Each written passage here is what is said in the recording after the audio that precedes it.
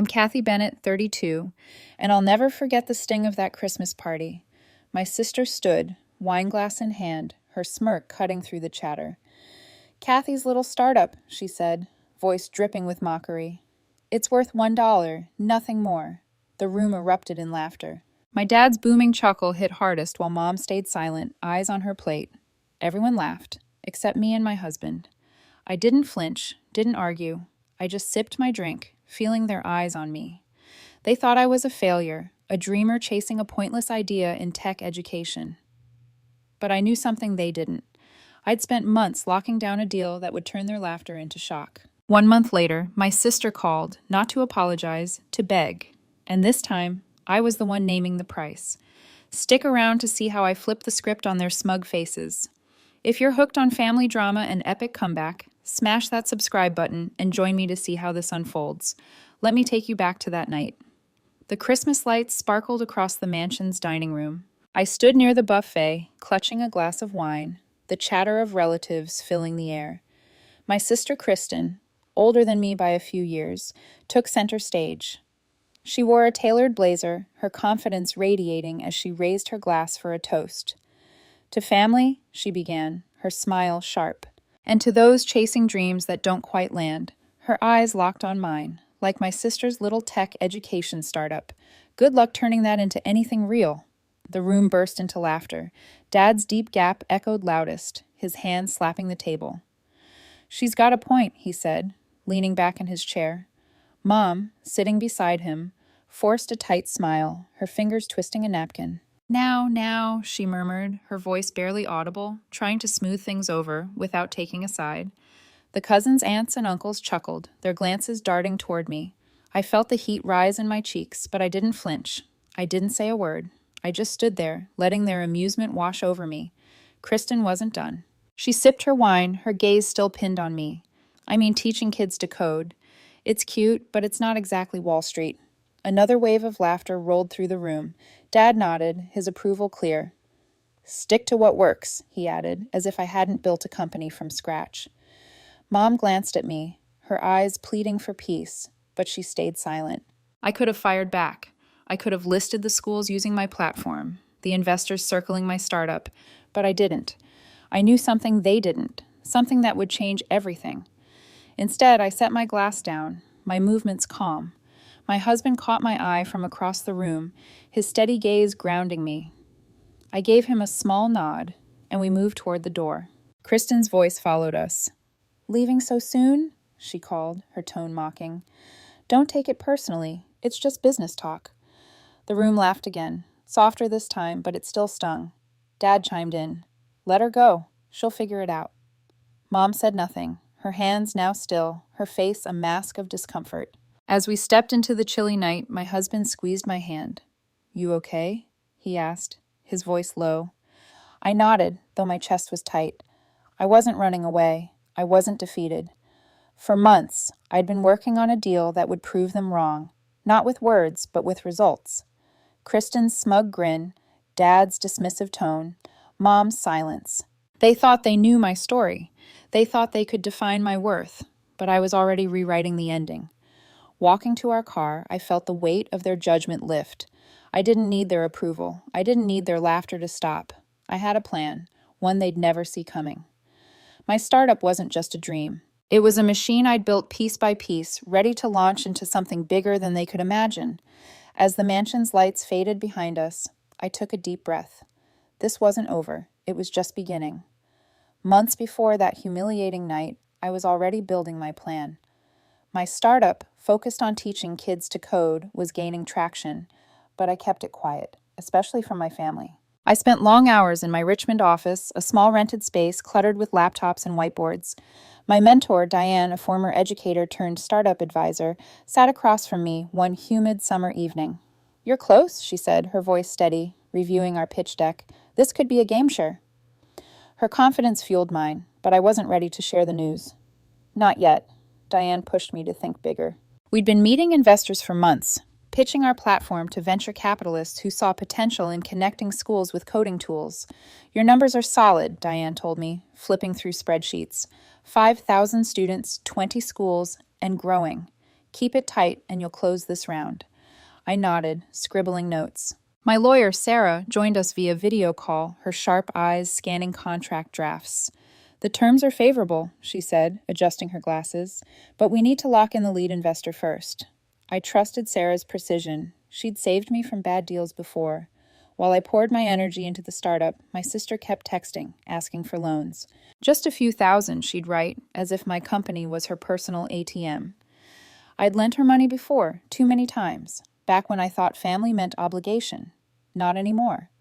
No, I replied to her latest message, my fingers firm on the phone.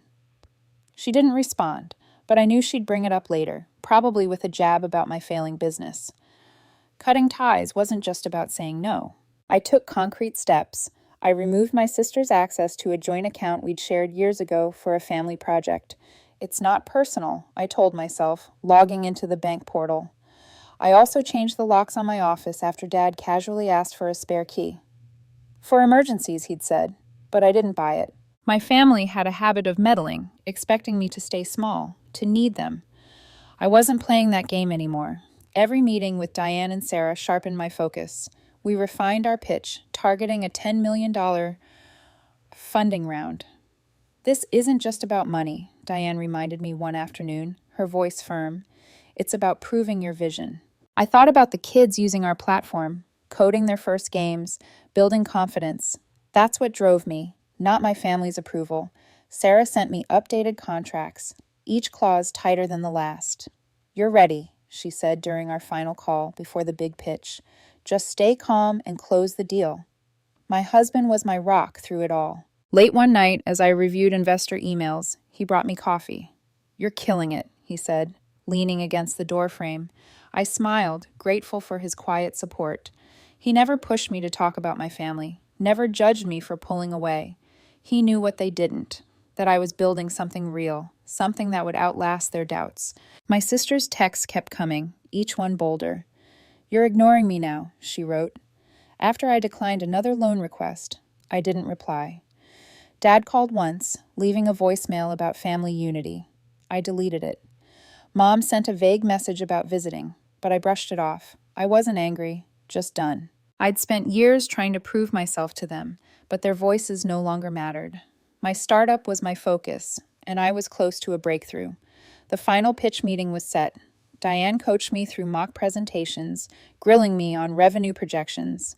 Sarah triple-checked the paperwork, ensuring no loopholes. I felt the weight of their trust, their belief in me. It was a stark contrast to the family dinner table where my work was a punchline. As I prepared, I kept everything under wraps. No social media posts, no hints to relatives. My sister, Dad, and Mom, they'd find out when the world did. I wasn't doing this for them. I was doing it for me. For the kids. My platform served for the future I was building. A week after the party, a text from an old colleague stopped me cold. Is your startup shutting down? It read. My stomach dropped. I was in my office, surrounded by monitors flashing code, when the message lit up my phone. The rumor didn't just come out of nowhere, it had a source.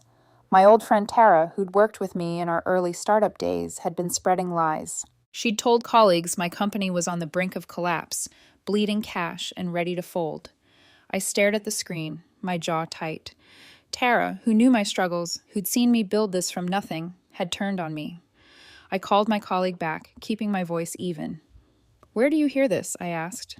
He hesitated, then named Tara. She's been telling everyone at a networking event, he said.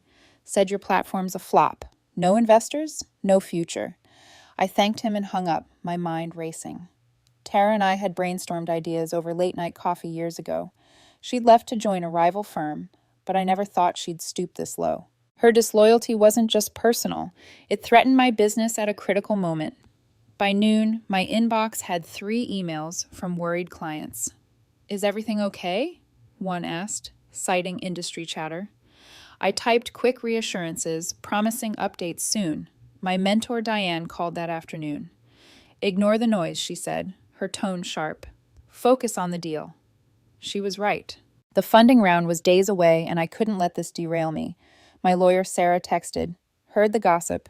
We're airtight. Keep moving. Their support steadied me, but Tarara's lie cut deep. Then my family jumped in. Dad left a voicemail, his voice gruff. Heard your company's in trouble. Should have listened to us. Mom texted, her words softer, but no less cutting. Maybe it's time to rethink things, honey. Kristen was worse. She sent a message dripping with sarcasm. Guess coding for kids didn't work out. Told you. I didn't respond. Their words felt like salt in a fresh wound, but I wasn't surprised. They'd always seen my work as a hobby, not a business. Tara's rumor gave them fuel to double down on their doubts. I dug into the damage. Another colleague confirmed Tara had spread the lie at a tech conference, painting me as a desperate founder chasing a lost cause. I pictured her, all smiles, charming the room while tearing me down. It wasn't just gossip, it was sabotage. Investors could pull back if they heard this. Clients might jump ship. I felt a flash of anger, but I pushed it aside. Getting even wasn't my style. Proving her wrong was. I met Diane at a coffee shop the next day. This changes nothing, she said, sliding a revised pitch across the table. Your numbers speak louder than rumors. I nodded, flipping through the pages. Our platform had reached 10,000 students across 30 schools. The data was undeniable, but Tara's lie could still spook investors. Sarah joined us later, her laptop open to a contract draft. If anyone asks about the rumor, we pivot to your growth, she said. No one's walking away from a $10 million deal over gossip. Their clarity kept me grounded. I decided not to confront Tara. Calling her out would waste energy I didn't have. Instead, I doubled down on the funding round. I spent late nights refining our pitch, practicing answers to tough questions. My husband stayed up with me, reading over slides. She's jealous, he said, shaking his head. You're doing what she couldn't. His words hit home. Tara had always wanted the spotlight, but I'd built something real without needing applause. Christine's taunts kept coming. Another text arrived. Heard you're done for. Need a job? I deleted it. Dad called again, suggesting I cut my losses. Mom sent another vague message about supporting family. I ignored them all. Their doubt, fed by Tarara's lie, only made me sharper. I wasn't forgiving Tara, not after this. She'd crossed a line, and I wasn't the same person who'd let things slide. My focus was the deal, the investors, the kids counting on my platform. By the end of the week, I had a plan. Diane and Sarah prepped me for the final pitch meeting. We'd address the rumor indirectly, focusing on our growth and vision. I felt steady, not shaken. Tara's disloyalty hurt, but it didn't break me. Kristen's scorn, Dad's dismissal, Mom's passive words, they clarified what I already knew. I didn't need their validation. The funding round was my chance to show the world what I'd built, and no one, not Tara, not Kristen, not my parents, could take that away. 2 weeks later, my inbox exploded with messages. The news broke at 9:03 a.m. My startup, a platform teaching kids to code, had closed a $10 million funding round. Venture capitalists had valued us at $50 million. I stood in my Richmond office watching emails pour in from clients, partners, and reporters. My team gathered around, their faces lit with excitement. I announced bonuses for every employee, a small thank you for their late nights and belief in our vision. Cheers erupted, and for the first time in months, I let myself smile. Clients sent messages of relief. We knew you'd pull through, one school principal wrote, confirming a new contract. Social media buzzed with congratulations. Educators, parents, even students posted about our platform's impact. A kid from a partner school tweeted a game he'd coded using our tools, tagging me with, thank you. My mentor Diane called to celebrate. You did it, she said, her voice warm with pride. Sarah emailed a press release we'd drafted, now live on major tech sites. This is just the start, she wrote. I nodded to myself, knowing she was right. Then my phone rang. It was, Dad, we're so proud, he said, his tone overly cheerful, as if he'd never doubted me. This kind of success belongs to the family. Don't you think we should talk about what's next? I gripped the phone, my knuckles white. He wasn't celebrating. He was staking a claim. Mom called next, her voice hesitant but insistent. Your father and I helped you get here, she said. We deserve to be part of this. I listened, silent, as they painted my years of work as their achievement. I didn't argue, I just hung up. Kristen took a different approach. She didn't call. She posted online. I saw her tweet late that night. Some people get lucky with their little projects. Congrats, I guess. The words were sharp, meant to undermine. She'd linked to an article about our funding, adding a comment calling my success a fluke. Her followers chimed in, some echoing her snide tone. I scrolled through the thread, my chest tight, but I didn't respond. Kristen's attempt to diminish me wasn't new. It just hurt less now. I focused on what mattered. My team deserved this moment, and so did I. We'd built something real. Thousands of kids were coding because of us. I spent the day answering emails, thanking supporters, and planning our next steps. My husband joined me at the office, bringing takeout to celebrate. They're scrambling, he said, nodding toward my phone. You don't owe them anything. His words grounded me. I'd spent years chasing their approval, but this victory was mine. Dad called again the next morning, his voice sharper. We need to discuss how this benefits the family, he said, as if my company was a shared asset. I cut him off. This is my work, I said, calm but firm, not yours. He sputtered, unaccustomed to my tone, but I hung up before he could argue. Mom's next call was softer, almost pleading. We just want to be involved, she said. I told her I'd think about it, knowing I wouldn't. Their sudden interest wasn't support, it was opportunism. Kristen's posts kept coming. Another tweet mocked our platform's cute mission, implying I'd stumbled into success. I blocked her account. I didn't need her noise. Diane advised me to stay above it. Let the numbers talk, she said during a quick call. Sarah sent a legal note suggesting we monitor Christine's posts for anything actionable. Not worth it yet, she added, but keep screenshots. I agreed, saving the evidence but focusing on our work. The celebration continued.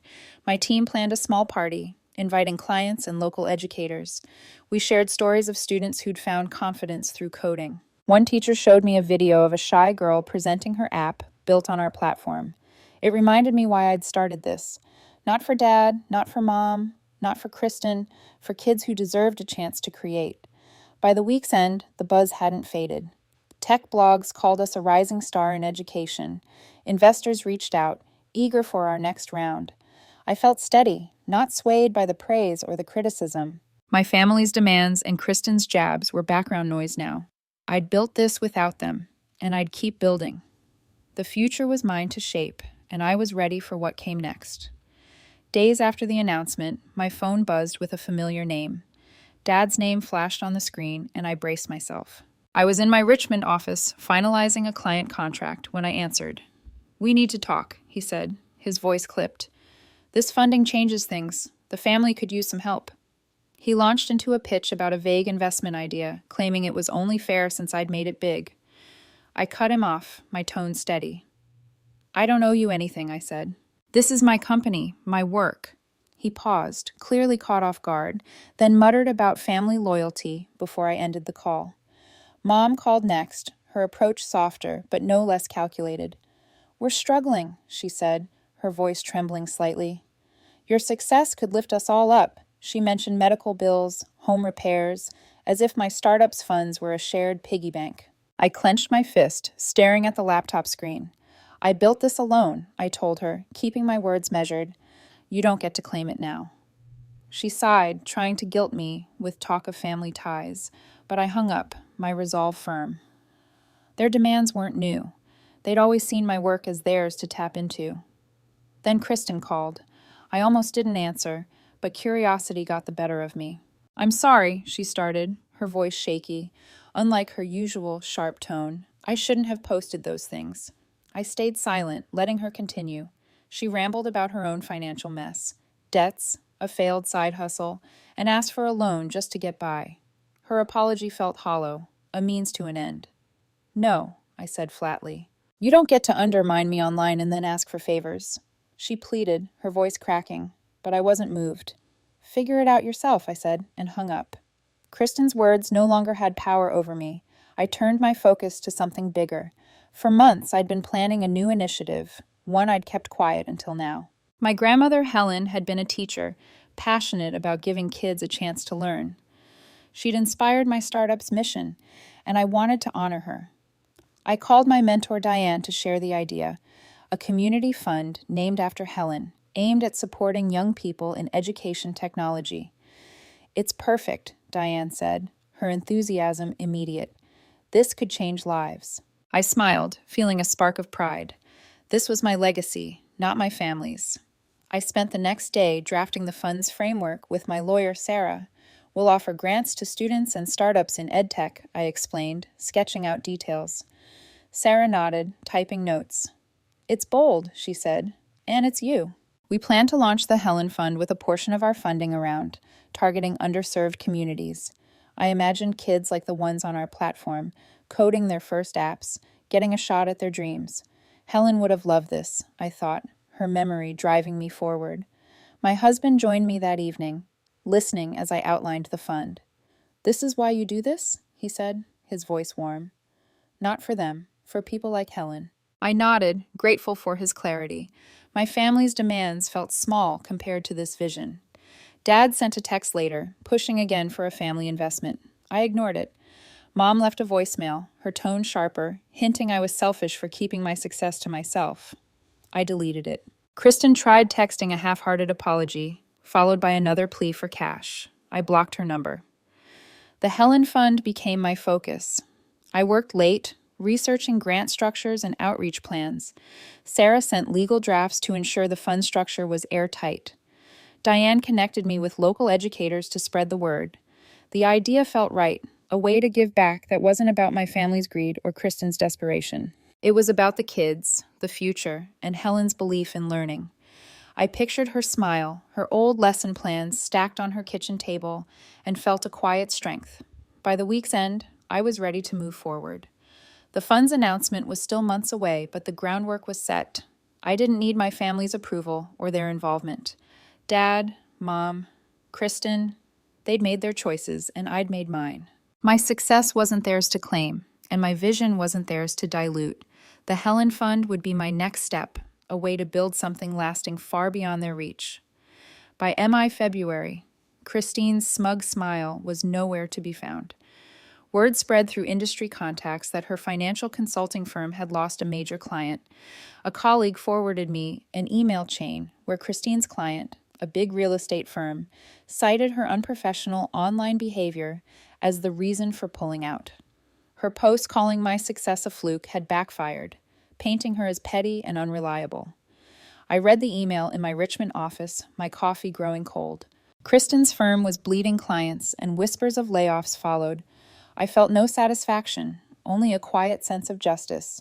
Sarah called to discuss the fallout. Her post didn't just hurt her reputation, she said, her voice crisp. They violated her firm's code of conduct. I nodded, though she couldn't see me. Kristen's attempt to undermine me had cost her credibility in a cutthroat industry. I didn't reach out. She'd made her choices, and I wasn't here to fix them. My focus was my startup, now thriving with new partnerships after our funding round. Then Tara emailed me. The subject line read, "Can we talk?" I hesitated, my cursor hovering over the delete button. Her message was a long apology, admitting she'd spread rumors about my company's collapse. I was wrong, she wrote, claiming stress and envy drove her actions. She pitched a collaboration, suggesting our companies could partner on a new project. Her tone was polished, almost desperate. I leaned back in my chair, my fingers tapping the desk. Trust once broken wasn't easily rebuilt. No, I replied, keeping it short. I work with people I trust. I hit send and closed the email. Tara's betrayal had taught me to value loyalty over opportunity. My family tried reaching out again. Dad left a voicemail, his voice stiff, asking to discuss business. Mom sent a text, vague but pushy, hinting at a family meeting. I didn't respond. Their attempts to claim my success had crossed a line, and I was done entertaining their demands. I changed my number the next day, a decision I'd been mulling over for weeks. My mentor, Diane, supported the move. "You don't owe them access," she said during a call, her tone matter-of-fact. "Protect your peace." I nodded, feeling lighter. My husband agreed, saying, "They don't get to ride your coattails anymore." Cutting contact wasn't just about them, it was about me. I'd spent years navigating their doubts, their greed, their dismissal. Now, with my company valued at millions and the Helen Fund taking shape, I didn't need their validation. I blocked their numbers and emails, ensuring they couldn't interfere. My office felt quieter, my mind clearer. I focused on work, signing 2 new school districts to our platform.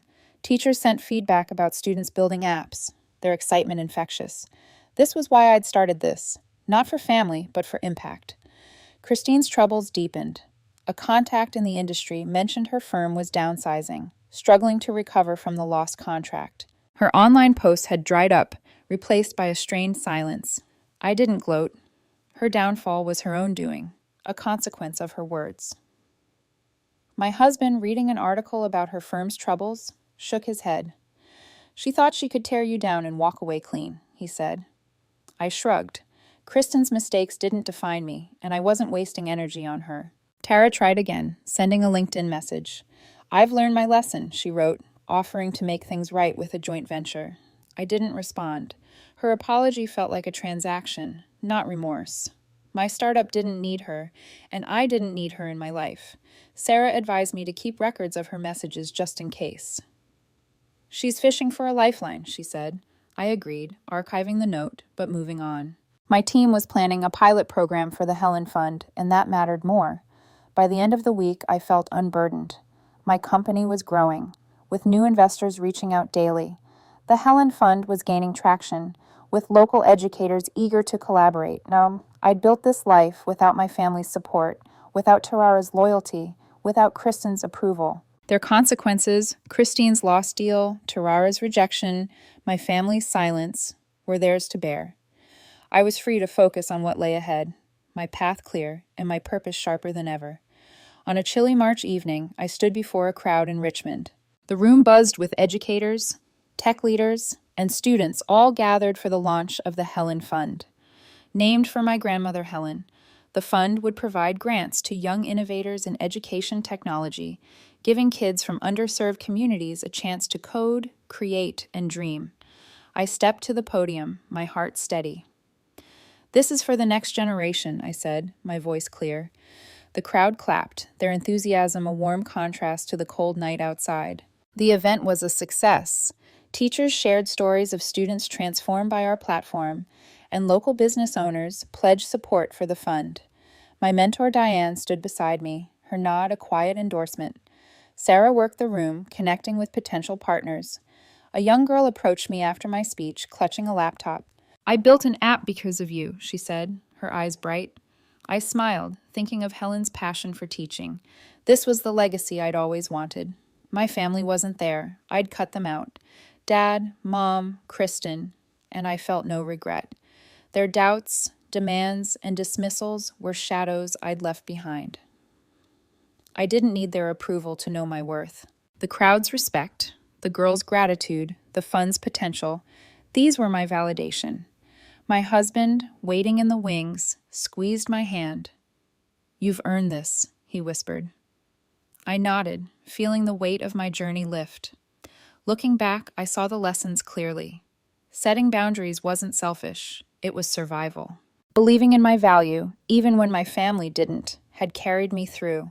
My success spoke louder than their words ever could. I'd built a company that changed lives, launched a fund to honor Helen, and found a community that valued my work. Kristen's jabs, Dad's greed, Mom's guilt, they'd faded into irrelevance. I closed the event with a thank you. "I'm grateful for every one of you," I told the crowd. "You've shown me what community means." Then I paused, my tone softening. "I learned to draw a line with those who don't lift you up, even family. What's your story? How do you set boundaries?" The room stirred, heads nodding as people began sharing their thoughts. I stepped off the stage, my work done, my heart full. This, not the applause, not the recognition, but the connection, was the real victory. I'd built something that outlasted bitterness, gossip, and greed. My story wasn't about revenge or validation. It was about growth. When I looked out at the faces of young innovators and teachers that night, I realized I'd become the person my younger self needed years ago, someone who didn't wait for permission to shine, someone who didn't measure success by family approval, but by impact. And that, I thought, as the crowd dispersed and my husband handed me my coat, was the ending I had always deserved.